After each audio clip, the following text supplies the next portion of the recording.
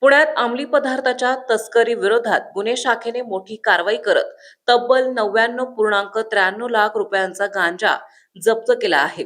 खोटी number plate लावून शहरात प्रवेश करणाऱ्या एका पांढऱ्या स्विफ्ट डिझायर कारमधून ही तस्करी सुरू असल्याची माहिती पोलिसांना मिळाल्यानंतर ही कारवाई करण्यात आली आहे. या प्रकरणी 4 जणांना अटक करण्यात आली असून त्यांच्या चौकशीतून आणखी धक्कादायक तपशील समोर येत आहे. गुन्हे शाखेला मिळालेल्या गुप्त माहितीनुसार केसनंद वाडे-बोलाई रस्त्यावर सापळा रचण्यात आला. बोलाई माता मंदिराजवळ संशयित कार अडवून तपासणी केली असता वाहनात लपवून ठेवलेली गांजाची 95 पाकिटे आढळून आली. या कारवर बनावट नंबर प्लेट लावण्यात आला होता. ज्यावेळी पोलिसांची दिशाभूल करण्याचा प्रयत्न झाला होता. कारसह जप्त केलेल्या या मालाची एकूण किंमत सुमारे 99.93 लाख रुपये असल्याचं सांगण्यात आलंय.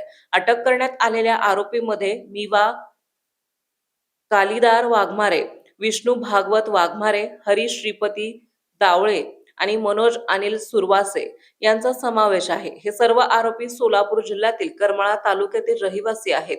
प्राथमिक चौकशीत त्यांनी हा गांजा पुण्यात विक्रीसाठी आणल्याची कबुली दिली. याच चौकशीच्या आधारे पोलिसांनी करमाळ्यातील त्यांच्या ठिकाणावर छापा टाकून आणखी 18 किलो गांजा जप्त केला. त्यामुळे या रॅकेटची व्याप्ती अधिक मोठी असल्याचं स्पष्ट झालंय. शहरात वाढत्या ड्रग्ज नेटवर्क विरोधात ही कारवाई महत्त्वाची मानली जात असून तरुणांमध्ये वाढत असलेल्या अंमली पदार्थाच्या वापरावर आळा घालण्यासाठी अशा कारवाया आवश्यक ठरत आहेत. या प्रकरणी लोहेगाव पोलीस ठाण्यात एनडीपीएस कायद्यानुसार गुन्हा दाखल करण्यात आला असून या मागील मोठ्या साखळीचा शोध घेण्यासाठी पुढील तपास सुरू आहे.